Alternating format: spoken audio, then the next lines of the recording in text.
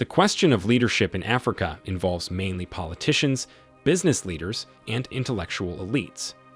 The role of each of these players is a deciding factor in the management of states and societies since the start of independence in the 1960s.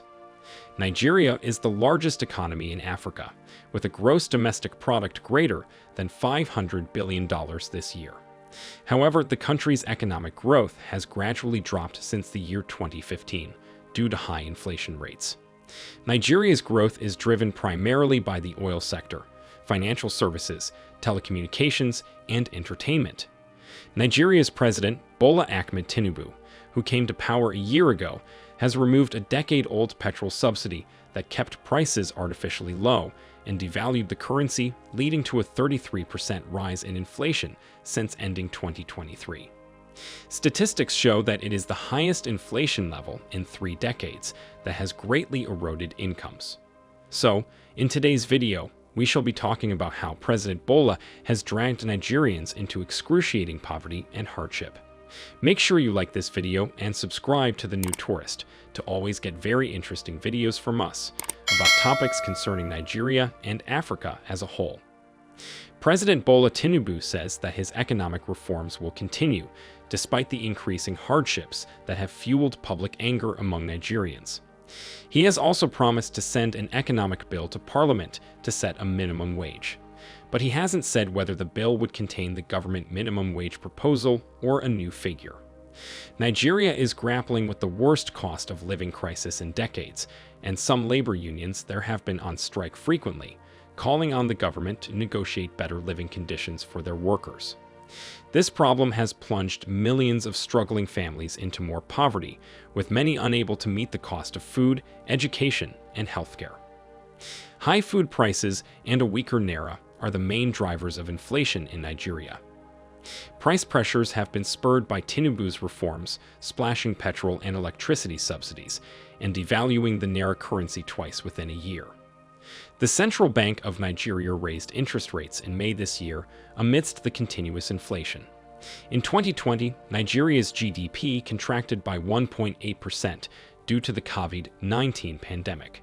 The poverty rate has reached about 42%, from 40% in 2020, indicating a rise in poverty levels. Unemployment had also been on the rise in Nigeria, even before President Bola came to power. Nigeria's economy has experienced periods of volatility, including a recession in 2016 due to the oil price slump. These economic shocks have disproportionately impacted lower-income citizens. There are still disparities in access to quality education and healthcare between the wealthy and the poor in Nigeria. This has heightened intergenerational cycles of poverty in the country. Certain parts of Nigeria, particularly the northeast, have been hit by insurgencies and conflicts, which have disrupted economic activities and displaced populations, leading to more poverty. These factors have created a complex and multifaceted challenge for Nigeria in its efforts to reduce poverty and inequality. Weakness in governance, including corruption and insufficient public service delivery, have hampered efforts to address major problems in Nigeria. Note that the World Bank has approved a $2.25 billion loan to shore up revenue and support economic reforms that have contributed to the worst cost of living crisis for many years in Africa's most populous country. Half of the loan will help protect millions who have faced growing poverty since May 2023, when President Bola Tinubu came to power and took drastic steps to fix the country's ailing economy. The remaining half will support tax reforms and revenues and safeguard oil receipts that are threatened with a limited production caused by chronic theft. According to the Nigerian Economic Summit Group think tank, the country already has a high debt burden that has limited how much money the government can spend from its earnings. Take note that its reliance on borrowings for public infrastructure and social welfare programs saw public debt surge by nearly 1,000% in the past decade. World Bank officials say they are critical to sustain the reform momentum under President Tinubu. Just 6 months after President Bola Tinubu took office, articles flooded the internet, saying that he failed to uphold human rights and the rule of law. His predecessor, Muhammadu Buhari, made several promises to address the country's chronic security problems, but he failed to address them effectively. Bear in mind that the Nigerian Constitution of 1999 contains a provision on human rights, and the country has ratified several human rights treaties, including the International Covenant on Civil and Political Rights and the African Charter on Human and People's Rights. However, the country is still plagued by rights violations and abuses by both state and non-state actors, such as Boko Haram. Security forces often threaten, arrest, and detain journalists, bloggers, human rights defenders, and activists for simply doing their work. During the 2023 general elections, at least 42 journalists were attacked, harassed, beaten, and denied access to cover the elections. The authorities have failed to investigate the termination of End Special Anti-Robbery Squad protesters by the military at the Lekki toll gate on October 20, 2020. The victims have not received any compensation, and this is something that needs to be looked into. The execution of civilians in southern Kaduna has also remained unresolved for several years, even under President Tinubu. Since December 2022, gunmen have terminated over 150 people in this part of Nigeria. The perennial clashes between farming and herding communities in some parts of Nigeria over access to resources, such as water and pastureland, also remain unaddressed. At least 3,641 people were terminated between January 2016 and October 2018. Deadly clashes between farmers and herders remain commonplace in central Nigeria, with frequent attacks in Benue and Plateau. International observers say all these incidences must be thoroughly and effectively investigated.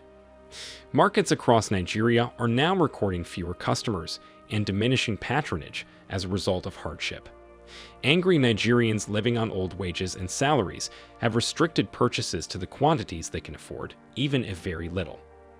President Tinubu has floated the foreign exchange market and raised the electricity tariff by 300% for Band A consumers. That is, those who enjoy electricity supply for more than 20 hours a day. As you already know, Nigeria is the most populous country in Africa, but just about 12 million people out of more than 200 million are connected to electricity. 1.5 million people in this number consume on Band A. The rest often endure regular blackouts.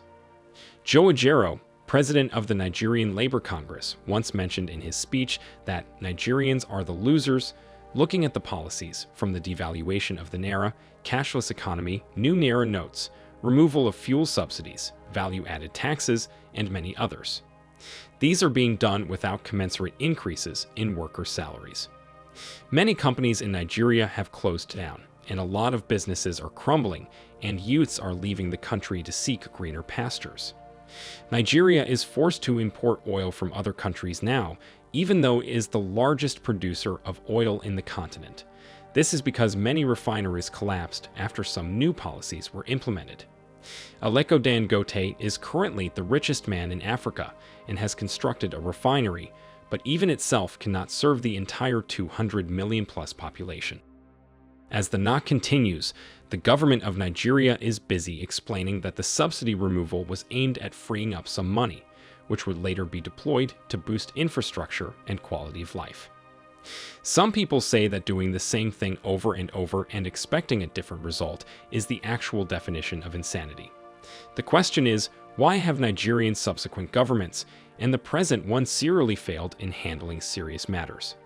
Why is the Bola Tinubu's government unable to align its thoughts with the stark and existential reality of Nigeria's specific conditions that are dilapidating daily? Probably because of public office holding and the toxic politics that enthrone it have developed as a privilege-seeking ad entitlement rather than a public service that comes with exertions and privations of self-sacrifice. There is an adage that says, to every problem, there is always a solution. If President Bola Tinubu intends to be a responsible and accountable leader and create a legacy for posterity, after having manipulated his presidency, he should address the principal requirement of creating jobs through investments, especially in the industrial sector. Industry is the backbone of any economy, and employment is the hope and opportunity of the youths, who comprise the majority of the Nigerian population. An increase in minimum wages and restructuring of the system will go a long way to curb the challenges faced by Nigerians.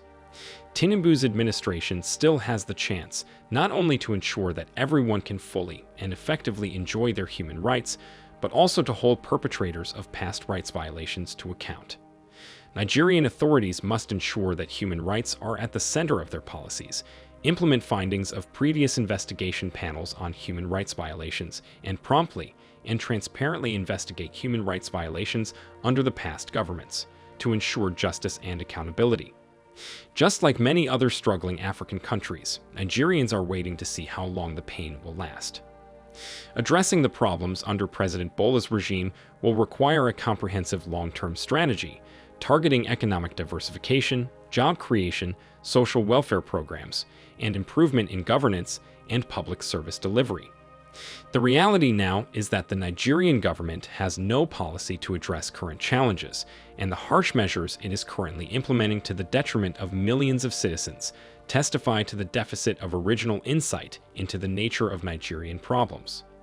Nigerians and many Africans are hoping for the day Nigeria will be great again. Do you think this will happen anytime soon?